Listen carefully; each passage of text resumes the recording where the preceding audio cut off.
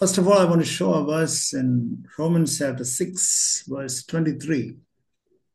మొదటగా రోమిలికి రాసిన పత్రిక 6వ అధ్యాయం 23వ వచనాన్ని చూపించాలనుకుంటున్నాను.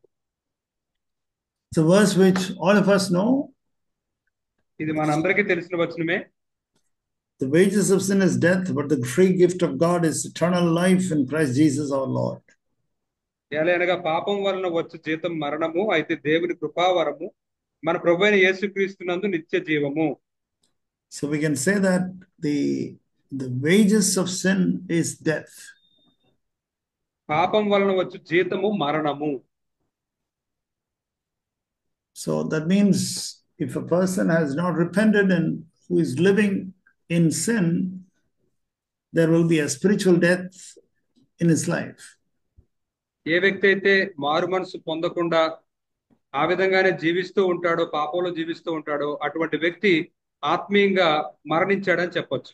The wages, that means the result of living according to sin, is death. అంటే దాని అర్థం పాపాన్ని బట్టి జీవించడం ద్వారా వచ్చే ఫలితం మరణం. Then we can see in Hebrews chapter 9. ఆ తర్వాత మనం హెబ్రీయులకు రాసిన పత్రిక 9వ అధ్యాయంలో Hebrews chapter 9, verse 22, we read. హెబ్రీయులకు రాసిన పత్రిక 9వ అధ్యాయం 22వ వచనంలో ఈ విధంగా మనం చదువుతాం. The last part it says, without shedding of blood, there is no forgiveness. చివరి భాగంలో రక్తము చిందింపకుండా పాప క్షమాపణ కలుగదు. So there is, first of all, we saw that there is sin in you, there is sin. And then అయితే మొదటగా మీలో పాపము ఉందనే విషయం మనం చూసాం. And how can we approach God when we have this sin in our lives? మన జీవితాల్లో ఈ పాపాన్ని కలిగి ఉన్నప్పుడు మనం దేవుని దగ్గరికి ఎలా సమీపించగలము? Without shedding of blood, there is no forgiveness of sins. రక్తము చిందింపబడకుండా పాప క్షమాపణ లేదు. So there should be a shedding of blood. There should be a shedding of blood in order to have forgiveness. మనకి క్షమాపణ కలుగునట్లు రక్తం అనేది చిందింపబడాలి. Then this is, that is why even in the Old Testament we find that people used to kill animals for the forgiveness of sins. అందుకే మన పాత నిబంధనలో కూడా పాప క్షమాపణ నిమిత్తం వాళ్ళు బలులు ఇచ్చేవారు. Even in many heathen religions, you find that there is a shedding of blood. అన్యుల మతాల్లో కూడా రక్తాన్ని చిందించడం అనే దాన్ని మనం చూస్తూ ఉంటాం. So you find that without shedding of blood, there is no forgiveness at all. కాబట్టి రక్తం చిందింపబడకుండా క్షమాపణ అనేది ఎంత మాత్రం లేదు. So that is a basic truth which all of us have to be really rooted and grounded in that. కాబట్టి ఇది ఒక ప్రాథమికమైన సత్యము. దీనిలో మనందరం కూడా స్థిరపడాలి, లోతుగా స్థిరపడాలి. And then we read in Isaiah chapter 1, verse 18. ఆ తర్వాత మనం యెషయా 1వ అధ్యాయం 18వ వచనంలో కూడా ఈ విధంగా చదువుతాం. It's a verse which many of us know. Come now, let us reason together, says the Lord. Though your sins are as scarlet, they'll be as white as snow, and though they are red like crimson, they'll be like wool. మరి ప్రభు ఈ మాట సెలవిస్తున్నాడు, రండి మనం వివాదం తీర్చుకుందాము. మీ పాపములు రక్తము వలె ఎర్రనివైనను అవి హిమము వలె తెల్లబడును, కెంపు వలె ఎర్రనివైనను అవి గొర్రెబొచ్చు వలె తెల్లని వగును. So then, whatever may be the extent or the depth of your sin, you find that the Lord can cleanse you. కాబట్టి ఇక్కడ మనం ఏమి చూస్తున్నామంటే, మన పాపములు ఎంత ఘోరంగా మనం చేసినప్పటికీ, ఎంత దూరంగా మనం వెళ్ళిపోయినప్పటికీ కూడా మనల్ని ఆయన కడగగలడు అని చూస్తున్నాం. We should be absolutely sure of that, and we should have faith in the blood of Christ. ఈ విషయమే మనం ఎంతో నిశ్చయత కలిగి ఉండాలి. యేసుక్రీస్తు రక్తం మీద మన విశ్వాసం కలిగి ఉండాలి. And then so what happens is he forgives us by the blood of Christ. కాబట్టి ఆయన క్రీస్తు రక్తాన్ని బట్టి మనల్ని క్షమిస్తాడు. And then he justifies us. ఆ తర్వాత ఆయన మనల్ని నీతిమంతులుగా తీరుస్తాడు. We read that in Romans chapter 5, దాన్ని మనం రోమిల్ రాసిన పత్రిక 5వ అధ్యాయంలో చదువుతాం. verse 1. మొదటి వచనం. Brother, can you? కాబట్టి విశ్వాస మూలమున మనము నీతిమంతులముగా తీర్చబడి మన ప్రభువైన యేసు. That's enough. So through faith we are justified, or we are justified by faith. విశ్వాస మూలమున మనం నీతిమంతులుగా తీర్చబడ్డాము. So again the blood of Christ cleanses us again by faith.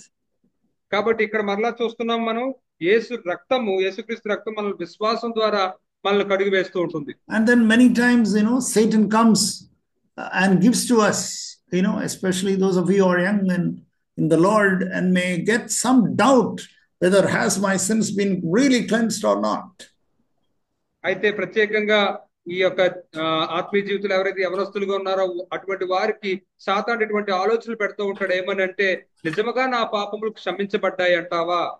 See, this doubt the devil will always give to us. కాబట్టి అపవాది ఈ యొక్క సందేహాన్ని ఎల్లప్పుడూ మనకి ఇస్తూనే ఉంటాడు. Has God forgiven that particular sin, this particular sin? మరి ప్రభు ఆ పలానా పాపాన్ని క్షమించాడా, ఈ పలానా పాపాన్ని క్షమించాడా? Many people who are Christians and who are sitting in the church have got this basic doubt. మరి చూసినట్లయితే అనేక మంది క్రైస్తవులు సంఘంలో కూర్చుంటున్న వారు ఇటువంటి సందేహాలను కలిగి ఉంటున్నారు. They're always having a doubt whether God has really forgiven my sin. నిజంగా దేవుడు నా పాపాలు క్షమించాడా అని ఎల్లప్పుడూ ఆ సందేహాన్ని కలిగి ఉండటం.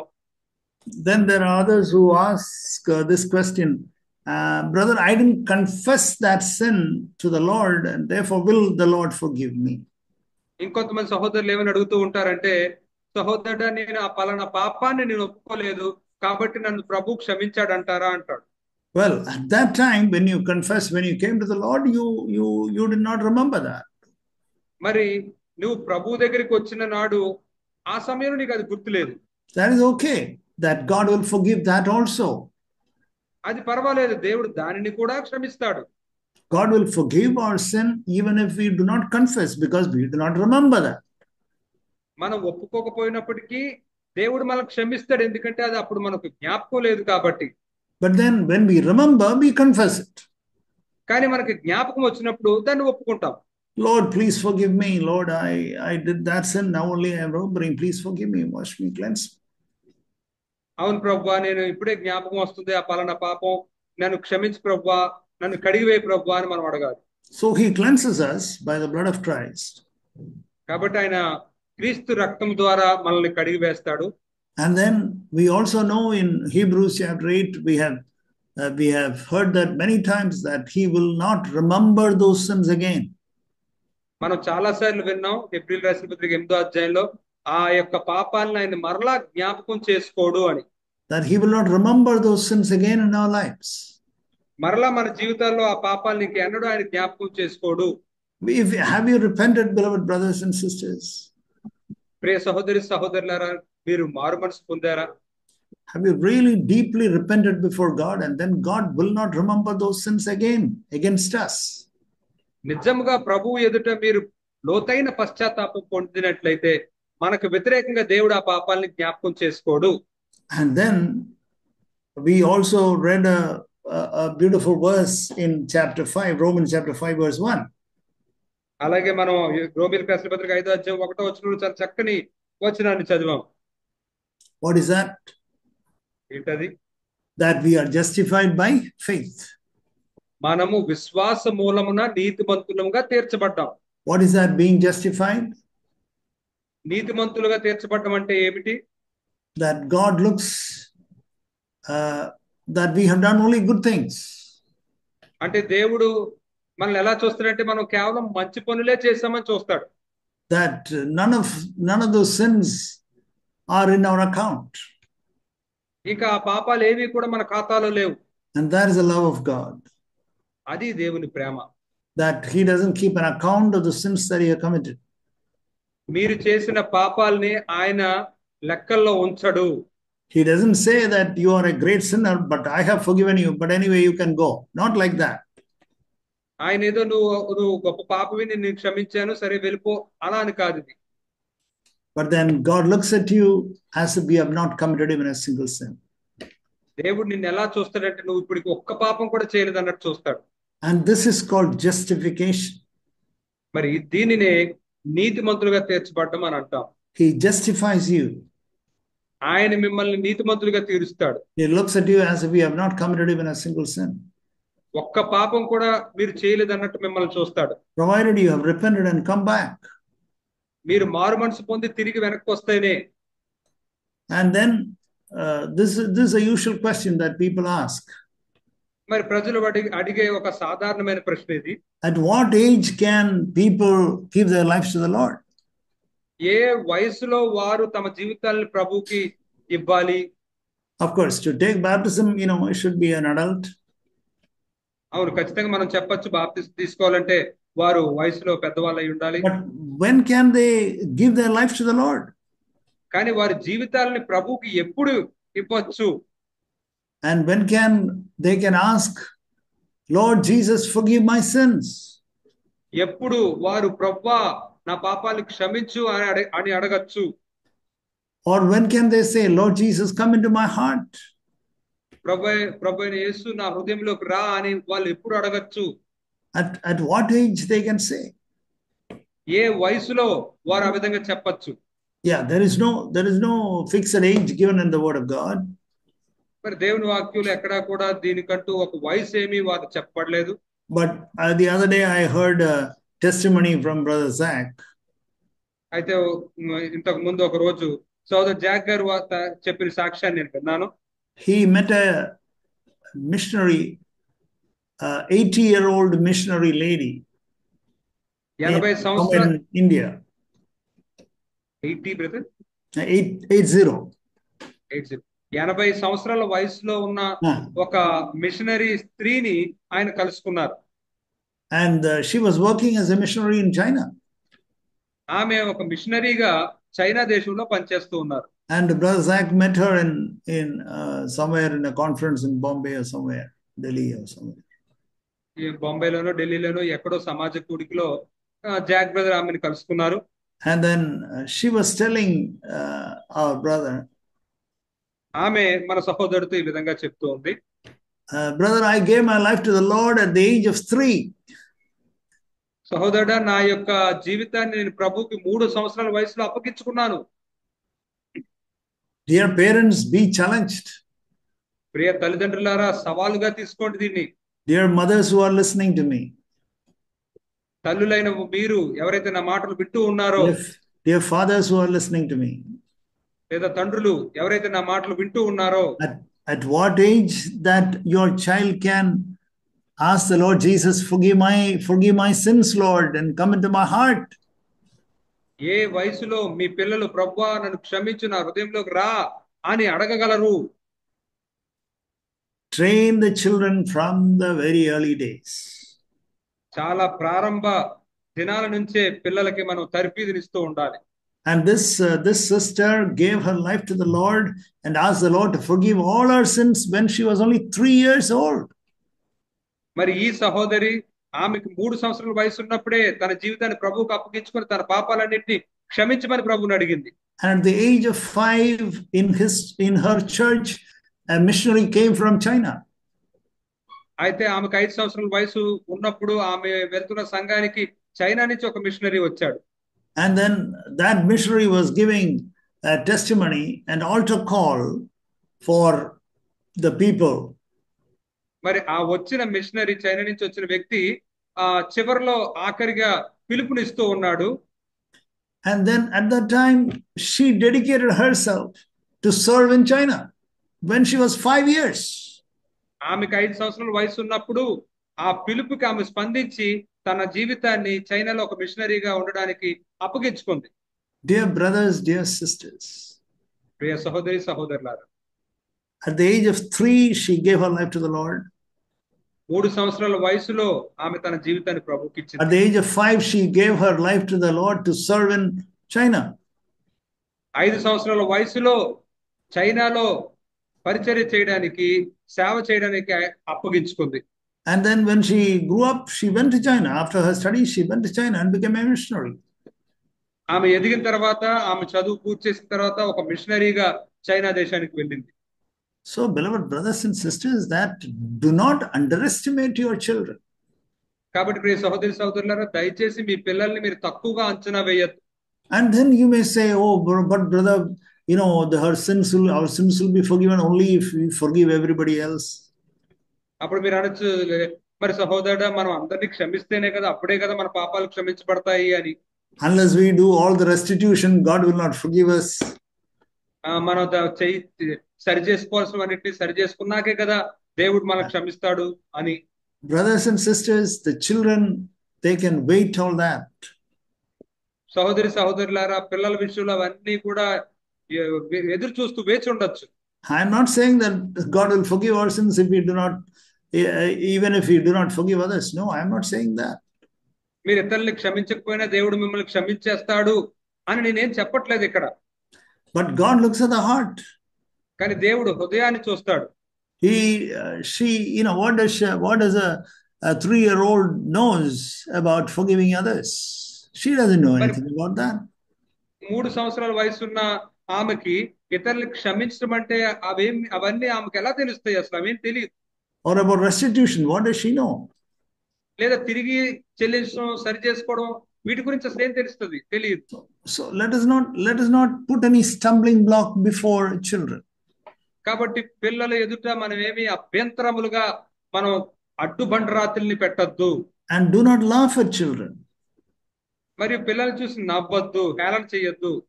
Yeah, they will grow. They will grow up, and slowly they will learn these things. వాళ్ళు ఎదుగుతారు, నెమ్మదిగా ఎదిగి ఇవన్నీ విషయాలు వారు నేర్చుకుంటారు. And then make sure that we are as brothers and sisters, that we have forgiven everybody. అయితే సహోదరి సహోదరులుగా మనం మాత్రం అందరినీ క్షమించామా లేదనేది మాత్రం నిశ్చయించుకోవాలి. In Matthew 18 we read, and Matthew 6 we read, unless you forgive others from your heart, God will not forgive your sins. మన మత్తయి సువార్త 18వ అధ్యాయంలో 6వ అధ్యాయంలో మన హృదయంలో నుంచి ఇతరులు క్షమించిన యెడల దేవుడు మన పాపాలను క్షమించడని మనం చదువుతాం. Have you ever noticed that in Matthew chapter 18 verse 35? ఎప్పుడైనా ఈ విషయాన్ని మీరు గమనించారా? మత్తయి సువార్త 18వ అధ్యాయం 25వ వచనం. No, 18:35. 18వ అధ్యాయం 35వ వచనం. Yes. 18:35. 18వ అధ్యాయం 35వ వచనం. మీలో ప్రతివాడును తన సహోదరుని హృదయపూర్వకముగా క్షమింపనేడలా నా పరలోకపు తండ్రి ఆ ప్రకారమే మీ ఎడల చేయుననెను. Hridayapoorvam, that means from your heart that you had forgive. కాబట్టి మీ హృదయంలో నుండి మనం క్షమించాలి. You have to forgive from your heart your brother. ప్రియ సహోదరులారా, మీ హృదయంలో నుండి క్షమించాలి. Otherwise God will not forgive your sin. We know that. లేకపోయినట్లయితే దేవుడు మీ పాపాలను క్షమించలేదు మనకు తెలుసు. And those of us who are older should always remember that. కాబట్టి పెద్దవారమైన మనం అందరం కూడా ఎల్లప్పుడూ దీనిని గుర్తుంచుకోవాలి. Is there anything in your heart that you have got a prejudice, or you have got some grudge against somebody that you have not forgiven yet?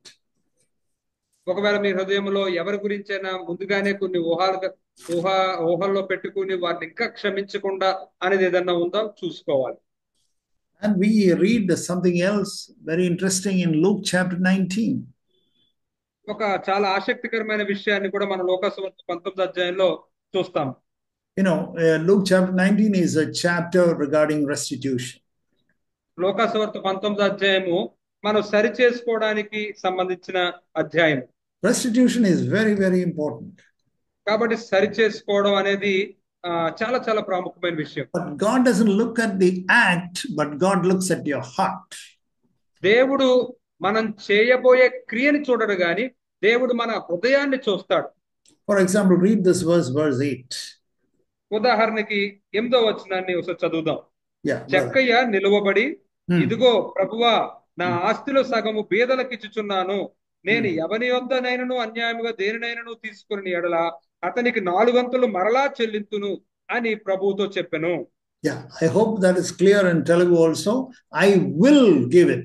I will give it. Not that I have done it. No. ఇక్కడ మనం చూసినట్లయితే నేను ఇప్పటికే దీన్ని చేశాను, చెల్లించేశాను, ఇచ్చేశాను అనట్లేదు కానీ నేను ఇస్తాను, నేను చెల్లిస్తాను అని చెప్తూ ఉన్నాడు. That means I will do it. I will do it. That is what he said. అంటే తను ఏమంటున్నాడు అంటే నేను చేస్తాను, నేను చేస్తాను అని చెప్తున్నాడు. Yeah. And then what did Jesus say? అయితే అప్పుడు యేసయ్య ఏం చెప్పారు? Verse 9.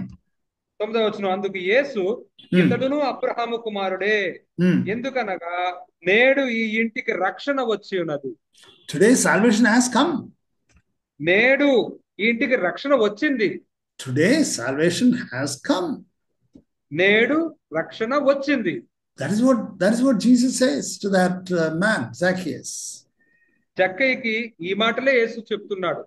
And then maybe from next day onwards, he started giving it back to people, as he said in verse 8. మరి ఆ తర్వాత రోజు నుంచి 8వ వచనంలో తాను చెప్పినట్లుగా ఇతరులకి ఈ ఇచ్చివేయడం మొదలు పెట్టి ఉంటాడు. In other words, beloved brothers and sisters, God looks at your heart. మరి ఇక్కడ మరొక మాటలో చెప్పుకోవాలంటే దేవుడు మీ హృదయాన్ని చూస్తూ ఉన్నాడు. Do you know this? Many people get into such guilt. It says in 2 Corinthians chapter 8. ఇంకొంతమంది చాలా దోషారోపణలోకి వెళ్ళిపోతూ ఉంటారు.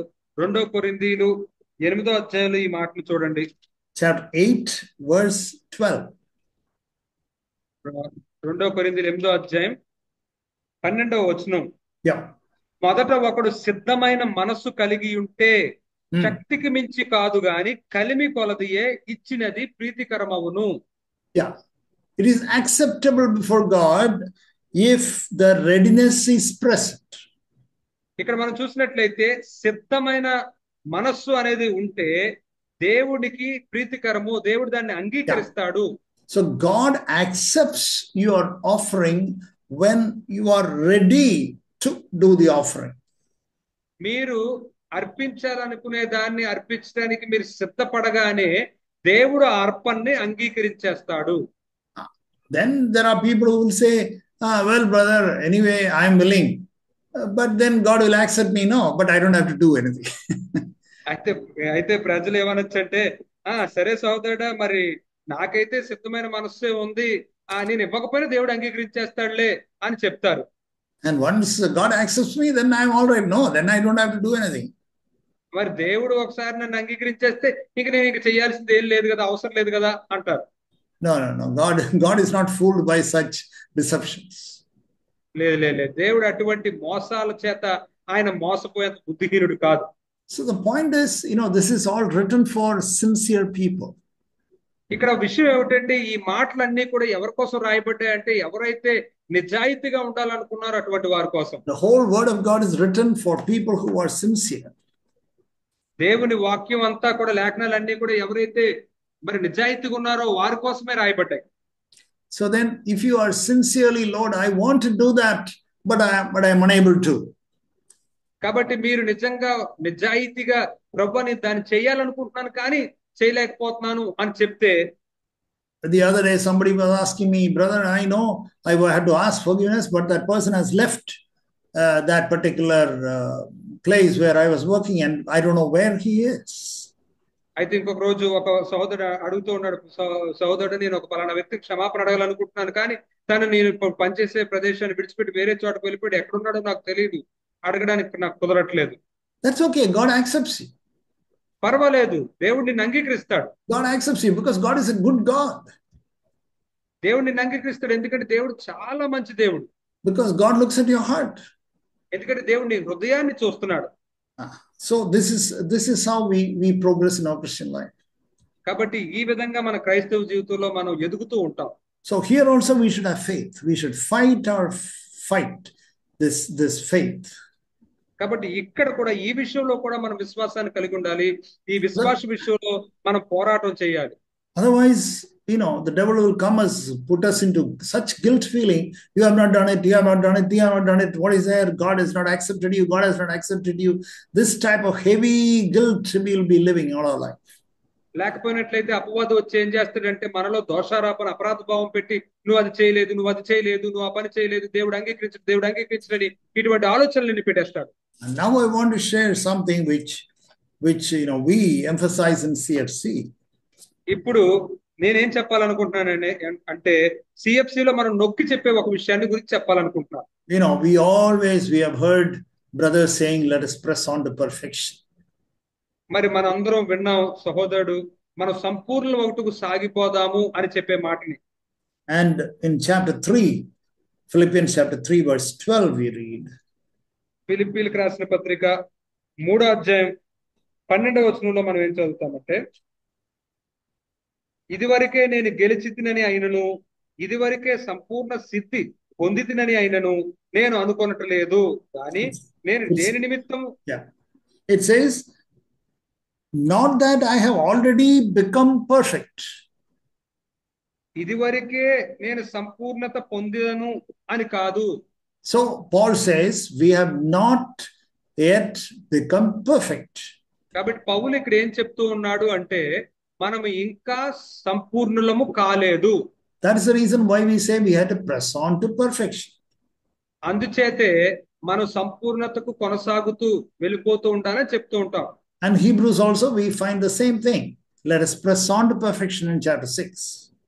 అందుకే హెబ్రీయులకు రాసిన పత్రిక 6వ అధ్యాయంలో కూడా మనం దాన్నే చూస్తాము, సంపూర్ణమగుటకు సాగిపోదాము. We have not become perfect. మనం ఇంకా సంపూర్ణం అవ్వలేదు. But read verse 15. కానీ 15వ వచనాన్ని ఒకసారి చదవండి. కాబట్టి మనలో సంపూర్ణులమైన వారమందరము, ఈ తాత్పర్యమే కలిగి ఉంది. Let this attitude be in you. Let us therefore, as many as are perfect. మనలో సంపూర్ణులమైన వారమందరము. So in verse 12, Paul says, I have not yet become perfect. అయితే 12వ వచనంలోనేమో పౌలు ఏమంటున్నాడు, మనం ఎవ్వరం కూడా సంపూర్ణం అవ్వలేదు అంటున్నాడు. But in verse 15, Paul says, as many of us who are perfect. అయితే 15వ వచనంలో మాత్రం మనలో సంపూర్ణులమైన వారమందరము అని అంటూ ఉన్నాడు. That means to the best of your knowledge and understanding, you are having, as we heard last time, having a good conscience before God and before people. We are fine. We are perfect. అంటే దాని అర్థం ఏమిటంటే, మనకు తెలిసినంత వరకు, మనకు అవగాహన ఉన్నంత వరకు దేవుని ఎడల మనుషుల ఎడల మంచి మనస్సాక్షిని మనం కలిగి ఉండడం అనే దాని గురించి అది చెప్తోంది 15వ వచనం. So that state we should have, beloved brothers and sisters. కాబట్టి ప్రియ సహోదరి సహోదరులారా, అటువంటి స్థితిని మనం కలిగి ఉండాలి. It is like saying, first standard, your child who is in first standard. అది ఎలా ఉంటదంటే, మీ యొక్క బిడ్డ మొదటి తరగతిలో ఉంటే, and then there is let's say maths exam. మరి ఉదాహరణకి అక్కడ లెక్కల పరీక్ష ఉంది అనుకుందాం. And then he gets 100 out of 100. తనకి 100కి 100 మార్కులు వచ్చాయి. Is he perfect? అతను పరిపూర్ణుడేనా? Yes, he is perfect. అవును, అతను పరిపూర్ణుడే. As far as first standard is concerned, and as far as he is concerned, he can't get 101 out of 100. No, he can't get. He can get only 100 out of 100. ఆ మొదటి తరగతిలో జరిగిన లెక్కల పరీక్షకి 100కి 100 మార్కులు తను పొందుకోగలడు, 100కి 101 మార్కులు పొందుకోలేడు. Yeah, but then later on, when he grows, second standard, third standard, fourth standard, 10th and 12th and all, then he understands that maths is not that. Maths is much, much, much, much more. అయితే ఆ తర్వాత 2వ తరగతి, 3వ తరగతి, 4వ తరగతి, తర్వాత ఇంటర్మీడియట్, తర్వాత ఇంజనీరింగ్ అలా చేసినప్పుడు అప్పుడు తను గ్రహిస్తాడు ఏమనంటే, లెక్కలు అంతే కాదు, దానికి లెక్కల్లో చాలా ఎక్కువ విషయాలు ఉన్నాయి అని. So a man who got 100 out of 100 in first standard may not get 100 out of 100 later in life. కాబట్టి లెక్కల్లో 100కి 100 మార్కులు పొందుకున్న ఆ వ్యక్తి తర్వాత తన జీవితంలో మునుముందు 100కి 100 మార్కులు పొందుకోకపోవచ్చు. So that is why we need encouragement, we need fellowship, we need teaching of the word, all that, and then you find that person will be able to get 100 out of 100. అందుచేతే మనకు ప్రోత్సాహం అవసరం, సహవాసం అవసరం, లేఖనాలు అవసరం. అప్పుడు ఆ వ్యక్తి మరలా 100కి 100 మార్కులు పొందుకోగలుగుతాడు. So then that is called pressing on to perfection. మరి దానినే సంపూర్ణత వైపుకు సాగిపోవడం అంటే. These are two different types of perfection. ఈ రెండు కూడా వేరు వేరు రకాల సంపూర్ణతలు. And then there are people who say that, oh brother, I'm not perfect, I'm not perfect, I'm not perfect. మరి ఇంకా కొంతమంది ఏమని చెప్తూ ఉంటారంటే సహోదరుడు నేను సంపూర్ణుడు కాను, పరిపూర్ణుడు కాను అంటూ ఉంటారు. And then they get into discouragement and condemnation. ఆ విధంగా వారు నిరుత్సాహంలోనికి వారు నిందించుకోవడానికి వెళ్ళిపోతూ ఉంటారు. I want you to be free from discouragement and condemnation, beloved brothers. ప్రియ సహోదరులారా, మీరు ఆ యొక్క నిరుత్సాహం నుండి మిమ్మల్ని మీరు నిందించుకోవడం నుంచి విడుదల పొందాలని నేను కోరుకుంటున్నాను. Remember what the Lord has done on the cross. శిలువ మీద ప్రభు ఏం చేశాడో దాన్ని జ్ఞాపకం చేసుకోండి. Meditate on the cross and the blood of Christ. శిలువ మీద ధ్యానించండి, దేవుని యొక్క వాక్యాన్ని ధ్యానించండి. Therefore now you are perfect. Make sure that you are perfect. కాబట్టి మీరు పరిపూర్ణులు అనే విషయాన్ని గుర్తుంచుకోండి.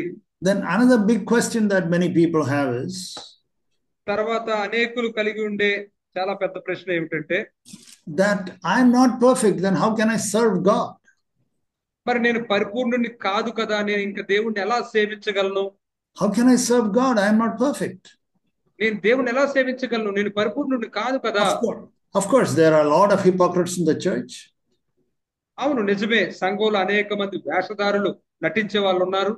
But here may be a very sincere sister or a very sincere brother who wants to serve the Lord, but who is feeling that he has not or she has not become like Christ.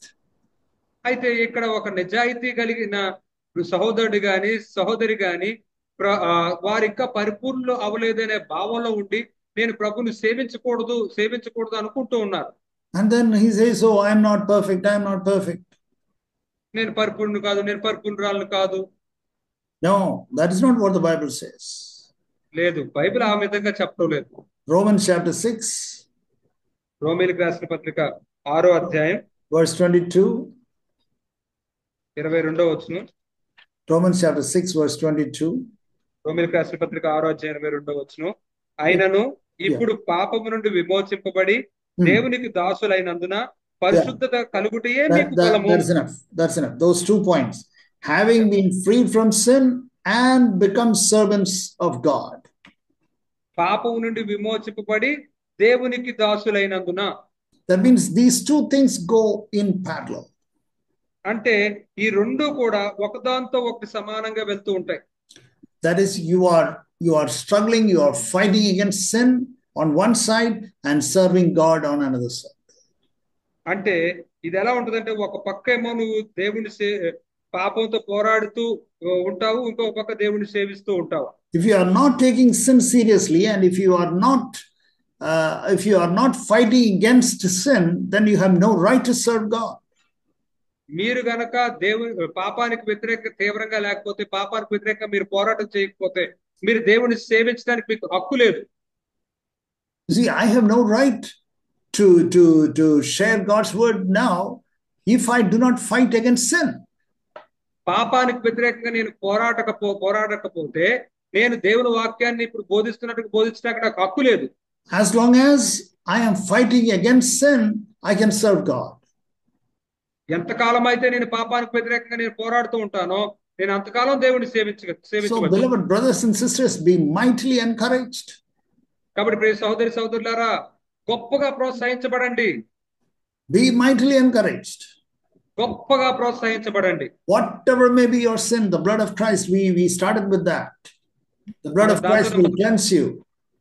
దాంతోనే మొదలు పెట్టుకున్నాం. మీ పాపం ఏదైనప్పటికీ కూడా క్రీస్తు యొక్క రక్తము దాన్ని కడిగి వేస్తుంది. Whatever may be the sin. ఆ పాపం ఏదైనప్పటికీ కూడా. And the Lord says, I will not remember those sins. మరియు ప్రభు అంటూ ఉన్నాడు, ఆ పాపములు ఇంకెంత మాత్రం గుర్తు పెట్టుకొని అంటున్నాడు. And the Lord says, I look at you as if you have not committed even a single sin. మరియు ప్రభు ఏమంటున్నాడంటే, నువ్వు ఇప్పటి వరకు ఒక పాపం కూడా చేయలేదన్నట్టు నేను చూస్తున్నాను అన్నాడు. And then we need to forgive other people and we need to have restitution. ఆ తర్వాత మనం ఇతరులకు క్షమించాలి, మనం సరి చేసుకోవాలి. But we also mentioned about children that we have to help our children to take the first step. అలాగే మనం పిల్లల గురించి కూడా ఇక్కడ ప్రస్తావించుకున్నాం. మన పిల్లలకు సహాయం చేయాలి అని, వారు మొదటి అడుగుని తీసుకోవడానికి మనం ప్రోత్సహించాలని. See, if our salvation is about 1,000 steps, let us say. మనం ఒకవేళ మన యొక్క రక్షణ 1000 అడుగులు అని చెప్పుకున్నట్లయితే to put the faith in Jesus Christ is the first step. యేసునందు విశ్వాసం ఉంచటం అనేది మొదటి అడుగు. So salvation comes through sanctification. కాబట్టి ఈ రక్షణ అనేది పరిశుద్ధపరచబడడం ద్వారా వస్తూ ఉంటుంది. God looks at your heart. దేవుడు మీ హృదయాన్ని చూస్తాడు. And thus we press on to perfection. ఆ విధంగా మనం పరిపూర్ణత వైపుకు, సంపూర్ణత వైపుకు సాగిపోతూ ఉంటాం. And as long as you have got a good conscience before God and before men, you are perfect. దేవుని ఎదుట, మనుషుల ఎదుట మీరు మంచి మనస్సాక్షిని కలుగున్నంత వరకు కూడా మీరు సంపూర్ణులే. And then we have to press on to perfection. ఆ తర్వాత మనం సంపూర్ణత వైపుకు సాగిపోతూ ఉండాలి. And then we can serve God. అప్పుడు మనం దేవుని సేవించవచ్చు. As long as we are fighting, we are in the battle, then you find that we are fit to serve the Lord. మరి ఎంతకాలం అయితే మనం ఆ యుద్ధ రంగంలో ఉండి యుద్ధం చేస్తూ ఉంటామో అంతవరకు కూడా మనం దేవుని సేవించడానికి సరైన వాళ్ళమే. May the Lord help us. ప్రభు మనకు సహాయం చేయండి. Shall we pray?